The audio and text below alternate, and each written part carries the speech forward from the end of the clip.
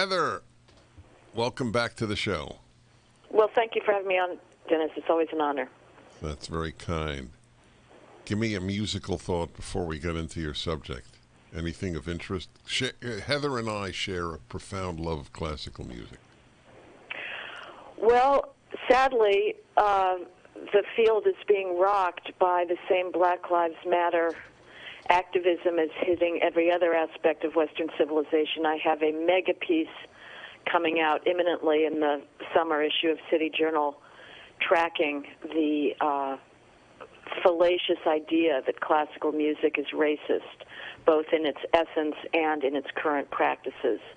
The idea that musicians who audition for orchestras behind a screen so nobody can see their identity, whether it's their sex or their race or anything else, or their connection to the conductor, that very practice of blind auditions is now being accused of racism, that somehow it's racist to hire without race. So anyway, the field is at risk, and none of its major leaders have stood up and defended it against this poisonous identity politics that is being poured into it, not just by the activists, by the classical music press as well. Boy, I'm glad I asked the question. So your piece is coming out shortly. Yep. I will send it to you. Well, I will read it. I'd love you to send it to me, but I read it anyway. I have a subscription, a paid subscription, I might add. The leading critic of leading music critic of the New York Times, Anthony Tommasini, actually came out against blind auditions. Right, absolutely. It's a logical impossibility, but logic doesn't matter today. As we know, logic is simply a white male construct. It just cannot be the case that not knowing somebody's race results in racism. But that's the situation. And this is not just classical music, of course, Dennis. Every other institution, whether, museums, we see the National Archives now, the National Museum of Natural History in New York City, they are all self-destroying from the inside because their leaders are cowards. Their leaders have been entrusted with preserving the greatness of Western civilization, and they are silent before this phony narrative. It breaks my heart. My heart breaks every day watching what's going on. That's exactly right, and so does mine. Your article is about the subversion of science, so go ahead.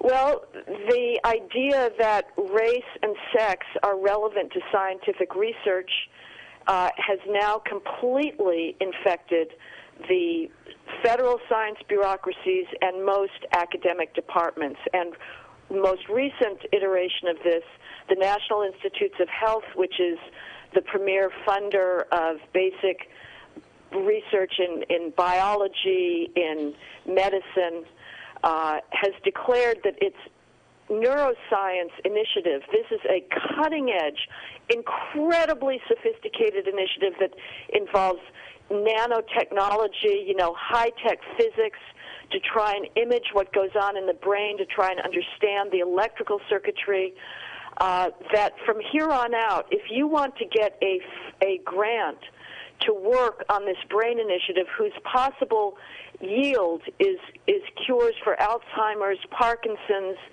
depression, autism, you have to show that your team is going to have a suitable smattering of underrepresented populations, whether minorities, whether blacks, Hispanics, poor people, single mothers. You have to draw from so-called community-based organizations, which usually means like a homeless shelter or something. If you're community-based, you're some nonprofit, eating off of the government dime. And your score on your plan for enhancing diversity will affect whether you get funded or not.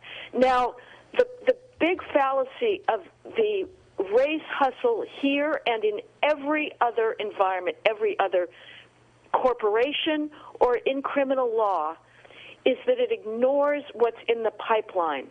And to say, as the director of the NIH does, Francis Collins, that because blacks are 13%, 13% of the population, but they only make up about 2% of people receiving grants from the NIH, that must mean that the NIH and other science generally suffers from structural racism, is completely unscientific.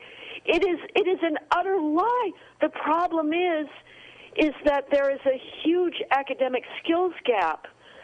We know from research, black students do homework at a quarter the rate of Asians and half the rate of whites. Their math SATs, which are a big indicator of whether you're going to end up as a scientist later on, are utterly rock bottom. The average math SAT on an 800-point scale for blacks is 454, which is a standard deviation at least below that of Asians and whites. Very few blacks even reach the score that will predict that they get at least a C+ in their freshman year science or math courses. And if you can't muster even a C+ in your freshman year pre-calculus, you're not going to end up working on the NIH's neurology initiative. And then when you look at the PhDs that are graduating in science, here's some numbers, Dennis.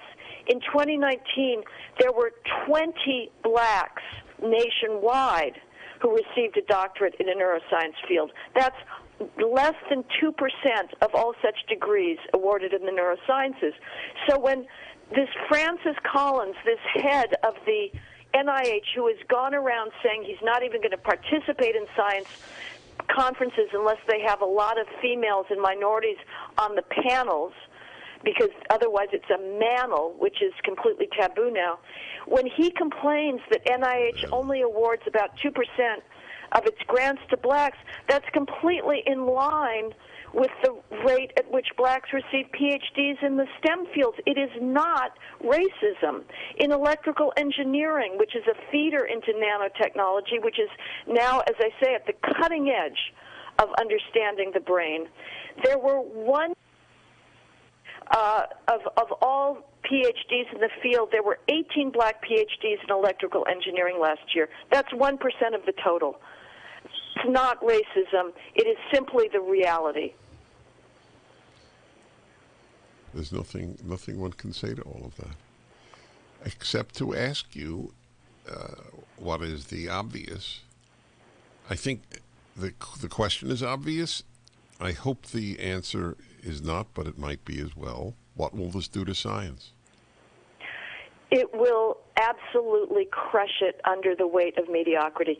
It is mathematically proven that when you introduce extraneous criteria into a selection process, so it is extraneous.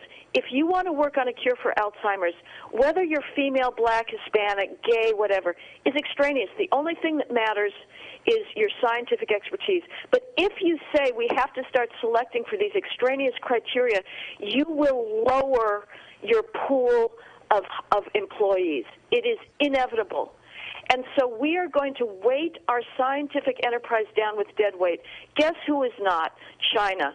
China, in the field of science at least, is ruthlessly meritocratic. It doesn't give a damn if a lab is all male. If it's all female, who cares? The only thing that matters is it filled with our best. That's right. Heather McDonald is great. It's as simple as that. We'll be back.